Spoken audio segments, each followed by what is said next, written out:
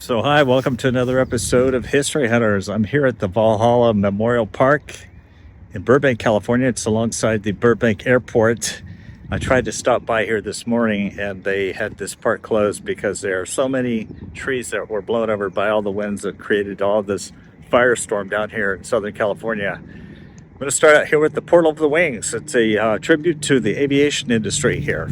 Join us on this episode.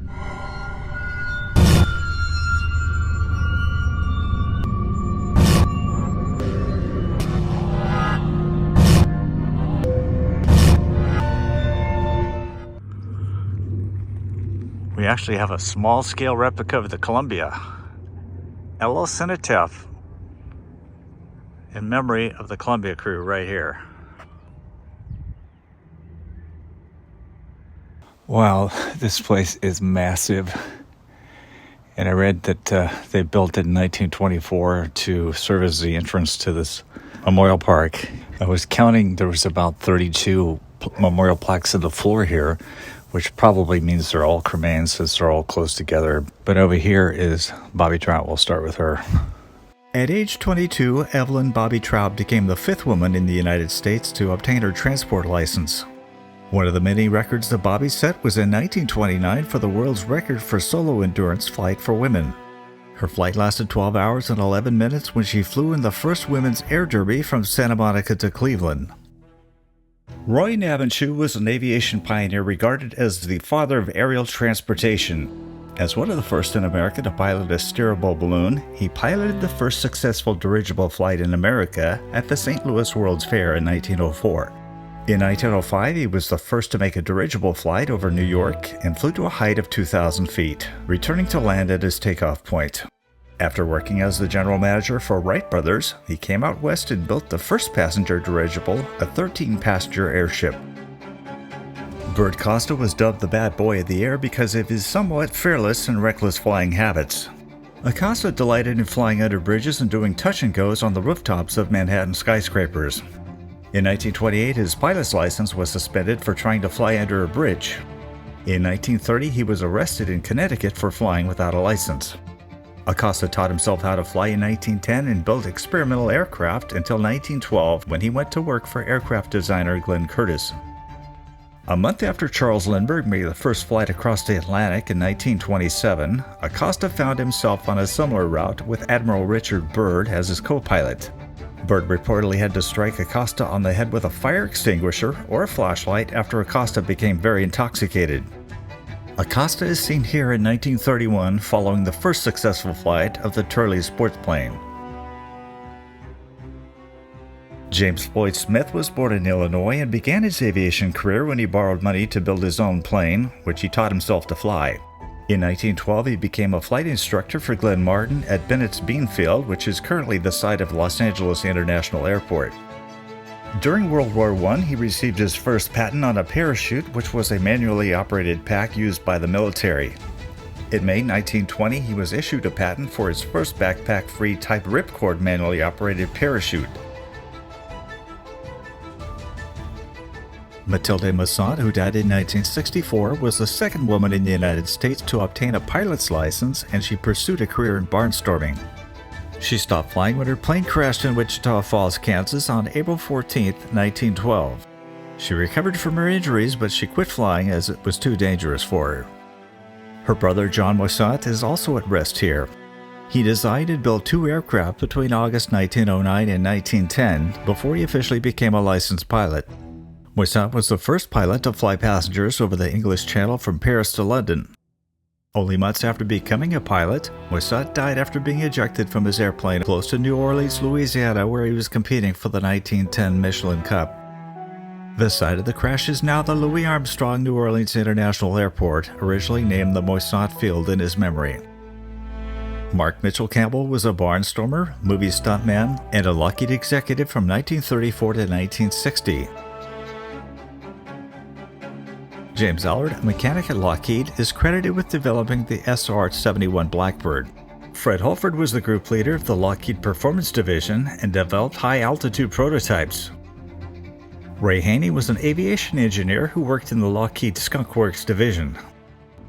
I've been planning to go to this grave for quite some time. June Knight. June Knight had a short-lived film career, appearing in 12 movies between 1930 and 1940, and most notably in Broadway Melody of 1936, in which she sang the hit song I've Got a Feelin' You're Foolin' with co-star Robert Taylor. At the age of 19, Knight appeared in the last Ziegfeld Follies show, Hot Cha, in 1932. Here she is with Russ Columbo singing Let's Pretend There's a Moon in the 1934 movie Wake Up and Dream. This was Columbo's last performance as he was killed later that year in a gun accident. And they weave it into every rhyme. Now we don't need the moon above to tell us when to kiss. So why should we be wasting time?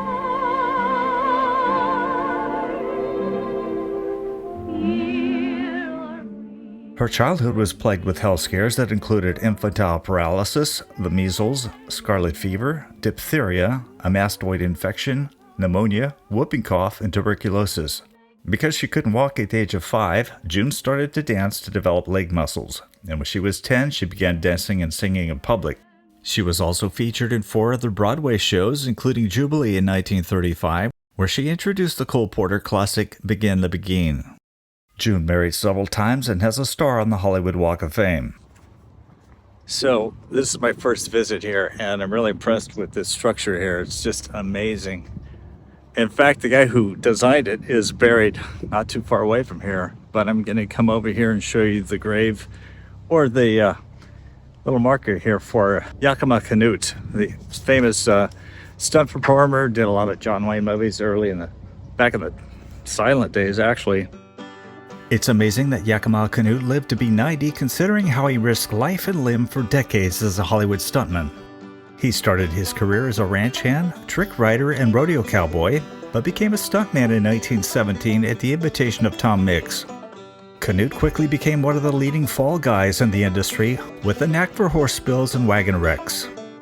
In 1939, Canutt was a stand-in for Clark Gable during his wagon ride through the burning streets of Atlanta in the blockbuster film Gone with the Wind. He also played a renegade soldier who attacks Scarlett O'Hara and tumbles backward down a flight of steps. His cremains and those of everyone named on this wall are scattered throughout this garden area near the Portal of the Wings. Here's one of the trees that they had to cut. Look at this marker knocked out.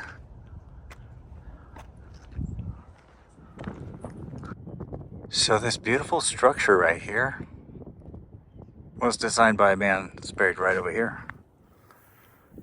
He's an Italian sculptor, Federico Agostino Giorgi, Portal sculptor, 1878 to 1963.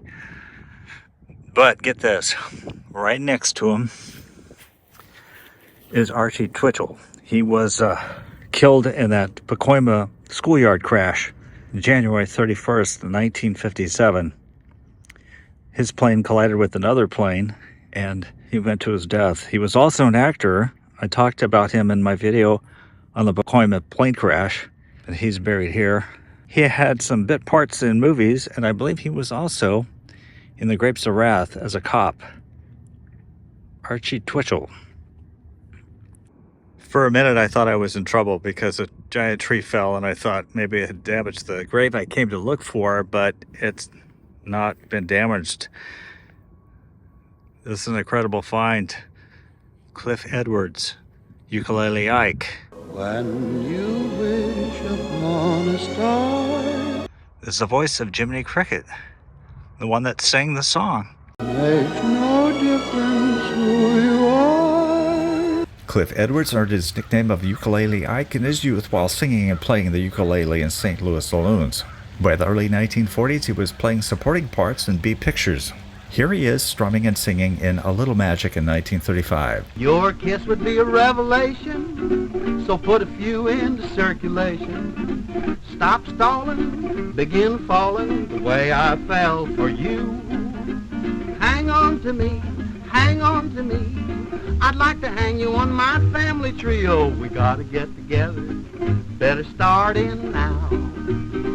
Edwards will probably always be remembered for voicing Jiminy Cricket in Walt Disney's Pinocchio in 1940 and singing its Oscar-winning song When You Wish Upon a Star. He is seen here playing the ukulele with an old acquaintance of mine, actress Terry Moore.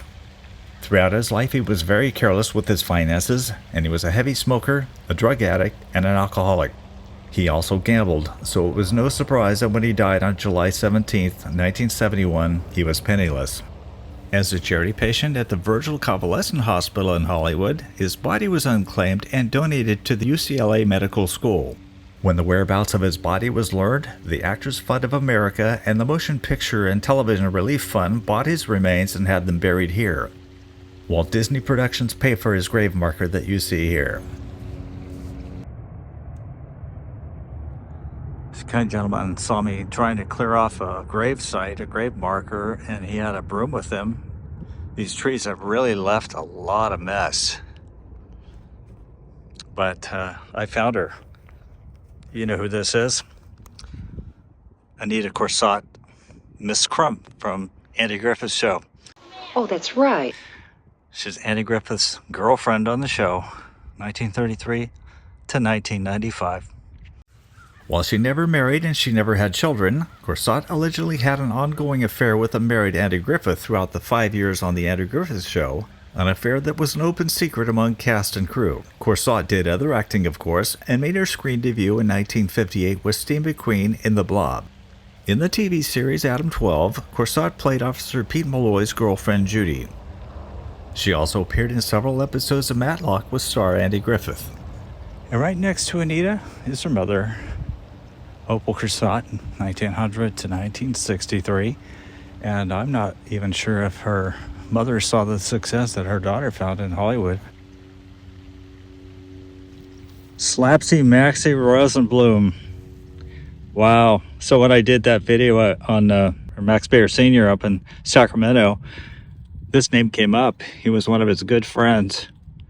Slapsy Maxie Rosenblum, the champ, 1907 to 1976. Light heavyweight boxer Maxie Slapsy Rosenblum was nicknamed for his less than classy way of open hand hitting. He won his first 36 professional fights in various weight divisions, and on June 25, 1930, defeated Jimmy Slattery to win the light heavyweight world championship. It was a title he held for 5 years. Rosenblum made his way into movies and TV roles playing thugs and boxers. In the 1938 movie Amazing Dr. Clitterhouse, he performed with Edward G. Robinson. Marie Wilson was his co-star in Harvard, Here I Come. Rosenblum died at the age of 71. So I'm pleasantly surprised to know that Slapsy Maxie Rosenblum is buried right next to Fuzzy Knight, Western character actor. He's right here. Rest in peace, Fuzzy, our beloved West Virginia mountaineer, John Forrest Knight, 1901 to 1976. John Forrest Fuzzy Knight was appearing with Mae West in vaudeville stage musicals when he broke into films. He appeared with her in She Done Him Wrong in 1933. His comic style had earned him the nickname of Fuzzy, and over the next 30 years he appeared in nearly 200 films. He was in scores of Western films and was listed among the top 10 money-making Western stars of the 1940s. Going to my destination, Cincinnati is my station, how sweet how down in my Cincinnati, I'm talking about my Cincinnati, I miss old Cincinnati. His credits include Moulin Rouge and The Cat's Paw, both in 1934, The Oregon Trail in 1939, Bury Me Not on the Lone Prairie in 1941, and Wanted Dead or Alive in 1951. He was a regular on The Gene Autry Show, Adventures of Wild Bill Hickok, Captain Gallant of the Foreign Legion, Lawman, and The Joey Bishop Show. So this is the grave of Gail Russell Mosley, better known as Gail Russell. She was a attractive movie star, couldn't handle life, basically drank herself to death in 1961. Gail Russell was just out of Santa Monica High School in 1942 when her beauty caught the eye of Paramount Pictures. They didn't mind her lack of acting experience because they hired an acting coach for the 19-year-old. Her first film was Harry Aldrich Gets Glamour. She appeared in Our Hearts Were Young and Gay in 1944 and Angel and the Bad Man in 1947. Here are some movie clips of Russell with Randolph Scott in 7 Men From Now in 1957. They'll be waiting for you in Flora Vista, won't they? Please be careful. That's now my plan to. As her career progressed, she turned to alcohol to battle stage fright. In 1949, she married actor Guy Madison, but her drinking caused big problems between them and her employer.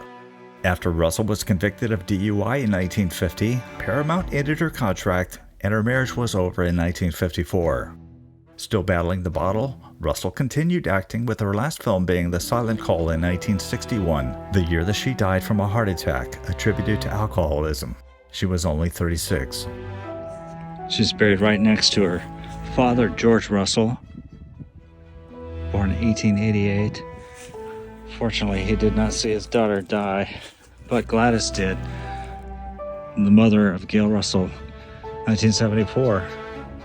Allow me to vent a little bit. I've been busting my butt all day at cemeteries trying to track down graves of famous people so that my audience could enjoy it, so I could highlight their lives through their graves, because a grave is a tangible way to remember a celebrity.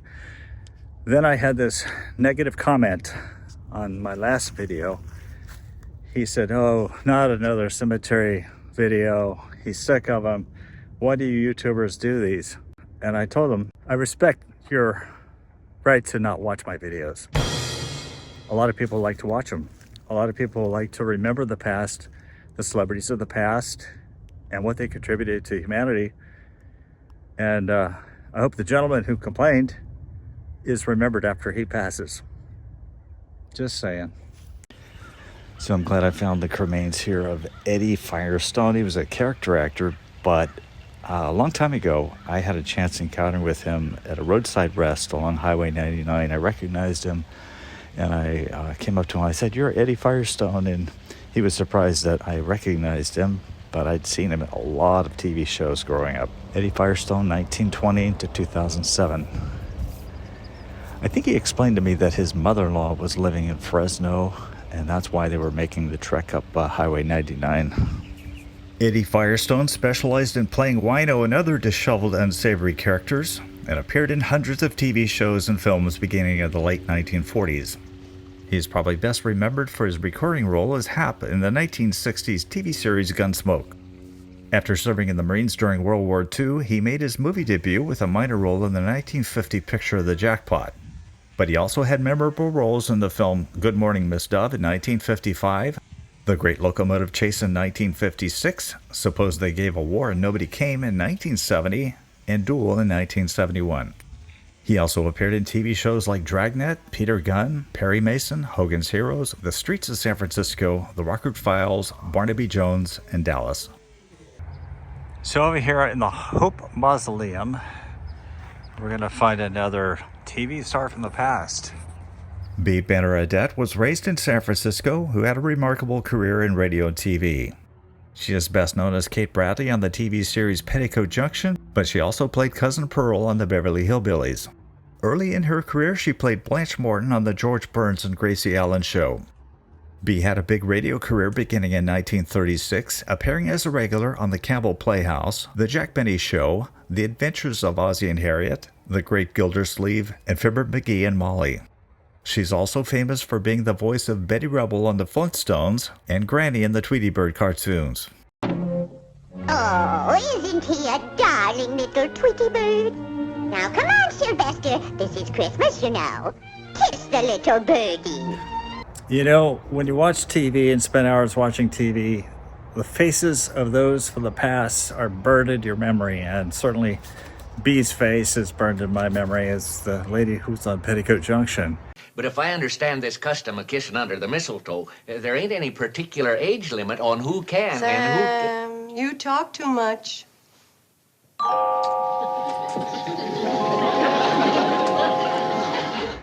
Very friendly demeanor, I think, that her characters were portrayed at. So, honored to find her grave. Here we go. Curly Joe DeRita, The Last Stooge, 1909 to 1993. As the last laugh, a bird dropped something on him. Curly Joe DeRita was the sixth member of the Three Stooges. When Columbia released the old Three Stooges shorts to run on TV in 1958, the Stooges found a resurgence of popularity. The Stooges made numerous personal appearances across the country and made 6 films. Curly Joe became one of the Stooges after Joe Besser decided he didn't want to travel with the act anymore. Joe DeRita was the second to be billed as Curly under the persona of Curly Joe. Joe was married twice, first to Bonnie Brooks and then to Gene Sullivan. He died in the Motion Picture Hospital in Los Angeles at age 83. Now, it's interesting because his first wife is buried about 300 miles north of here in Ceres, California, and nobody can figure out how she ended up there since he was primarily involved in the entertainment industry down here. But I think at one point they were estranged and that he married again. Curly Joe DeRita. Kermit Maynard was an actor and circus performer and also the brother of Ken Maynard, the Hollywood Western movie star. Over a 25-year period, Kermit appeared in hundreds of silent and talkie movies and did trick riding stunts and doubled for actors including his brother. Kermit appeared on The Gabby Hayes Show, The Cisco Kid, The Gene Autry Show, The Range Rider, and The Lone Ranger. The sun's going down and I hear planes taking off the nearby Burbank airport. But I had to pay tribute to this man, Harry Edward Swoger. As you can see, he was a staff sergeant during World War II. Served his country, 1919 to 1970. If you watched TV back in the day, you will recognize the face and the voice of this gentleman. Played in Bonanza and Gunsmoke and a bunch of other shows. Harry was a beefy, prolific character actor, best remembered for playing bartenders, cowboys, sheriffs, sergeants, lieutenants, city slickers, detectives, reporters, tough guys, con artists, blue-collared workers, landlords, vendors, guards, henchmen, gangsters, bailiffs, and you get the picture, throughout the 1950s and 60s. So using the fountain as a reference point, there's a roundabout right there. Come over here, you'll find Tex Cooper, 1876 to 1951. I miss you so much. Somebody missed him. Very interesting guy. Born as Judge Thomas Cooper in Texas in 1876, Tex Cooper appeared in over 150 films, all westerns, from 1916 to 1951. Some of the films he appeared in were The Oxbow Incident in 1943, My Darling Clementine 1946, The Fighting Kentuckian 1949, and King of the Bullwhip 1950. On TV, he appeared on The Lone Ranger and The Gene Autry Show.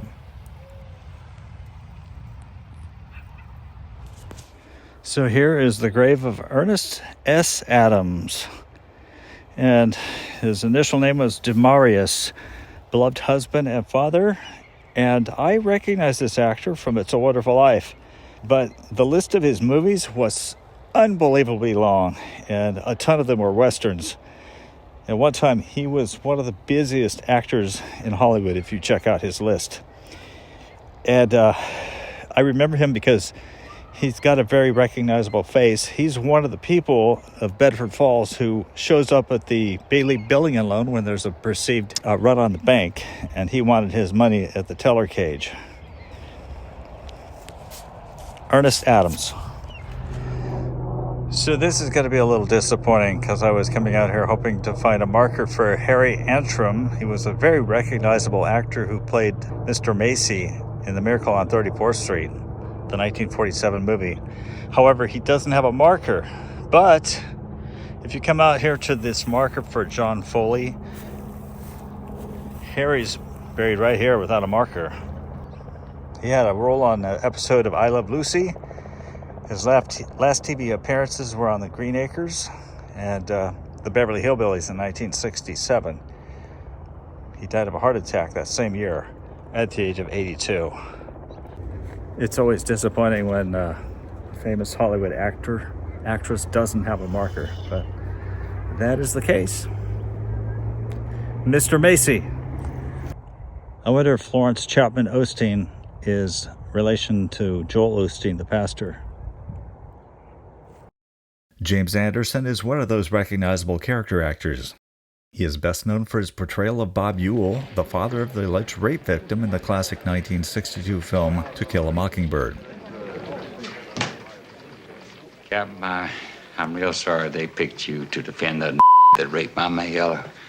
I don't know why I didn't kill him myself instead of going to the sheriff. His film debut came in 1941 playing Ebb in the Gary Cooper movie Sergeant York. He played the roles of Iceberg Ike, Curly, Jack Hanley, Henchman Hank, and Floyd in 5 episodes of the TV series The Cisco Kid from 1953 to 1955. He appeared in far too many movies to mention, but he also appeared in Gunsmoke, Bonanza, and Daniel Boone. There's a whole section of cremain niches here, and then right here on this back wall is a plaque, Oliver Hardy, 1892 to 1957, genius of comedy. His talent brought joy and laughter to all the world. So I'm assuming that he is cremated. Oliver Hardy probably needs no introduction, since most all of us have watched Laurel and Hardy shorts. You had nothing else to do, so you thought you'd come around and see me. Here I was for the first time in my life, having a nice, peaceful time, and you had to come and spoil it.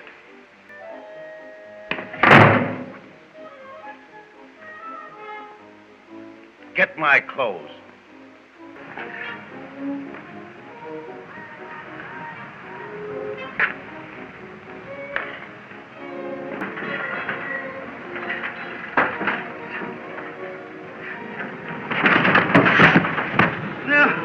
I was always under the impression that he was born in England like Stan Laurel, but he was actually born in Georgia to a Confederate veteran soldier. He began performing with Laurel in 1927 in Slipping Wives and Duck Soup. However, many of you may not know about this tragic story about Hardy as a youngster. Told on the Ralph Edwards program, This Is Your Life. Well, what else do you remember of his boyhood, Althea? I remember him as a very brave boy. In fact, he went into the Oconee River to save his brother Sam from drowning. And he pulled him out, and he and Arthur Skinner gave artificial respiration. But it was too late. He'd been in the water too long. I came back to the cemetery on my last day in Burbank, determined to find some graves that eluded me in the 2 days prior. You see, grave hunting can be a very frustrating thing, and GPS coordinates are often wrong.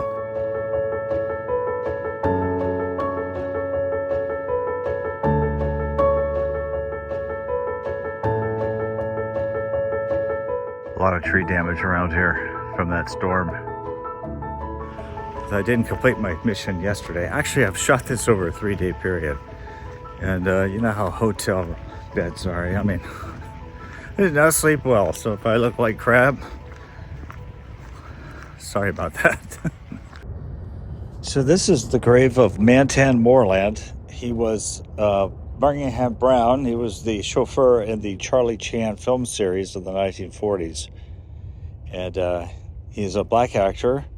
And he was once considered for the role of Three Stooges, but Columbia Studios vetoed that idea. In fact, Mo Howard said that had Moreland been more like the Stooges rather than Joe Besser, the Stooges probably would have been even more successful. He also went on to do some TV shows, Adam 12, The Bill Cosby Show, and some others.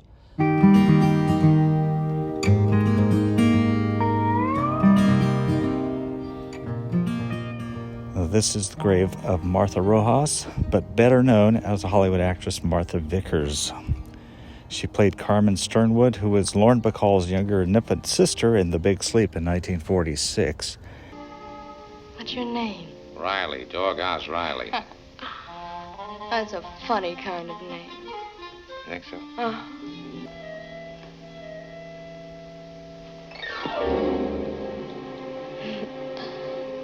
You're cute.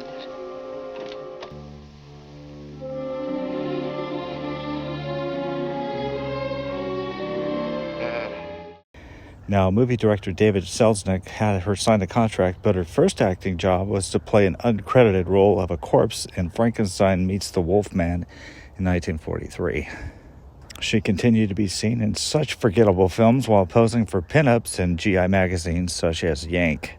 Now, she was married to actor Mickey Rooney, believe it or not, in June of 1949, and she bore him a son named Teddy.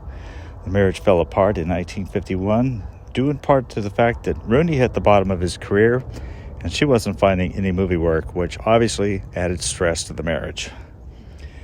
Now, she also returned to the screen in The Big Bluff, 1955. She made her last film, Four Fast Guns, in 1960, and after 2 episodes was a guest star on TV's The Rebel, and she ended her acting career forever. Little was heard from her until 1971 when she died in Hollywood from cancer. She was in her 40s when she died. Here's one of the trees that was uprooted during the storm of the great Los Angeles fire of January 2025, which is being shot. This video is being shot that month. We've come over here, and there's the grave of Chief Wallachie. I'm guessing that's how you say his name. Film actor, 1891 to 1966. He performed in over 70 films in Hollywood. He was also an opera bass. Chief Wallachie, the singer and actor, started life as Daniel Simmons on the Yakima Reservation in Washington. In 1925, he appeared in his first movie role, that of the title role of Tonio, son of the Sierras. He took the name of Chief Wallachie to play roles such as Billy Jackrabbit in the 1930s The Girl of the Golden West, Running Deer in the 1940s White Eagle, Chief Yellowfeather in The Paleface in 1948, Cochise in the 1951 film The Last Outpost, and Harry Willow Tree in the 1959 The FBI Story. So this is the grave of Hank Bell. He was a character actor, 1886 to 1950. Hank Bell appeared in more than 370 films between 1920 and 1950. Bell was nicknamed Handlebar for his mustache, which at times measured 18 inches from tip to tip. The thing that really makes finding graves difficult is that some of these graves are a good 8 to 12 inches below the surface of the grass. It's really bizarre. I've never seen this before. They're all sunken, and I'm assuming it's because the thatch of grass has grown up since the grave markers were put in. This is quite an old cemetery. As you can see, they're all sunken.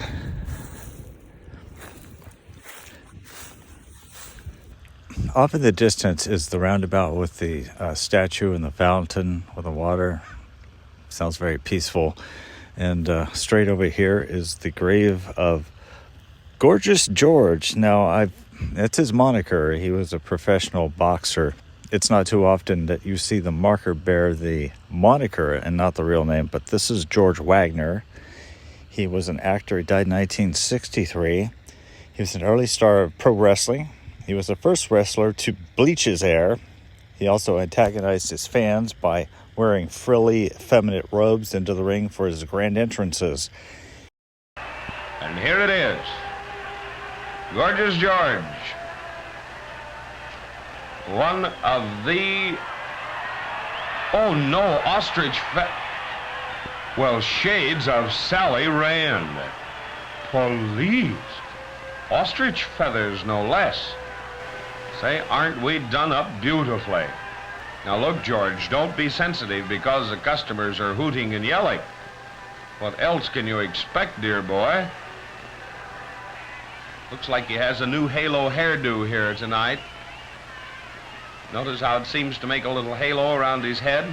It will until we get in about 15 or 20 minutes into the match, and then it will look like the original inspiration for the song Rag 'em Up.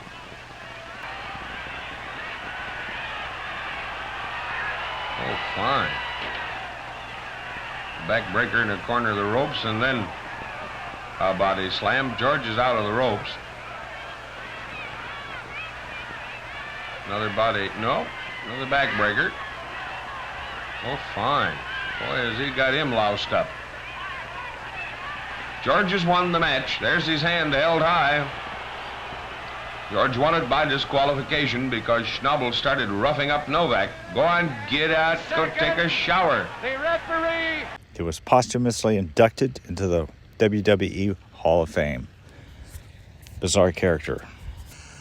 So for a minute I thought maybe the next grave I tried to find was buried into this tree, but that's not the case. I'm over here in the Garden of the Angels, and right along the sidewalk is a grave that's important to me. Freddie Segrist. You know him as Freddy Hart, the country western singer. Upon your pretty shoulders, there's a pair of angel wings. Now, my mother loved this guy, and she started playing him, and honestly, I didn't like him. but now I listen to it and I appreciate its music. Easy loving, seeing is believing. But if you notice, his name's not Freddy Hart on here. I'm sure that's by design. And look how fresh that date is. Born to an Alabama sharecropper family in 1926, Freddie was best known for his hit Easy Lovin' in 1971. Chart top singles from 1953 to 1987, and later became a gospel singer. Some of his songs were recorded by other artists, including Patsy Cline with Lovin' in Vain. I can't live a life of loving in vain. Carl Smith recorded his Loose Talk in 1955. George Jones recorded his song My Tears Are Overdue, and Porter Wagner recorded his Skid Row Joe. Freddie Hart performed at music festivals and other venues until his death in 2018. There ain't nothing no better, sweeter or wetter than they grow on the California grapevine. Now this is a perfect segue into the next grave that I want to visit. It has to do with animal trainer. You might know him as the guy who trained Lassie. But I haven't seen any wildlife in this park, especially coyotes. So in the very middle of the cemetery is a row of mausoleums that straddle the road and a fountain. And if you come over to the north side, you will find the grave of Rudd Weatherwax. Now, he was the animal trainer and breeder who trained several of the Lassie movie dogs, including Lassie, whose real name was Powell. Lassie appeared in the 1943 film Lassie Come Home and the TV series Lassie from 1954 to 1974. 20 years of endurance on American TV. He also trained dogs for Old Yeller in 1957 and Hondo, John Wayne's dog, in 1954. So after his death in 1985, his son Robert continued to train dogs, and his brother Frank Weatherwax, also a noted animal trainer, helped train Toto for The Wizard of Oz. So the whole family surrounded itself in dog training. Now, the funny thing is that he ordered that his casket be lined with the ashes of some of his later Lassie dogs. So if you remember late last year in October, I visited my dad in Huntsville. We landed at the Burbank airport, and it's right over there. In fact, you probably have heard some of the jets gearing up to take off, and when I took off, I was able to videotape out the window, and I saw this memorial park, and I thought, I'm so close, but yet so far, because I've been planning to come to the cemetery for some time. Finally made it. I spent about better part of 3 days, parts of 3 days here, and I still didn't get to everybody that I wanted to get to, but I want to thank you so much. Hope I jarred some interesting memories for you. I take criticism sometimes for my cemetery visits, but as I explain to people, I find that graves are a great segue into talking about the careers and remembering the people that gave us such great entertainment over the years. So I don't apologize for it. I hope you enjoyed it, and would love to hear your comments about our visit here at Valhalla Memorial Park. Thanks so much.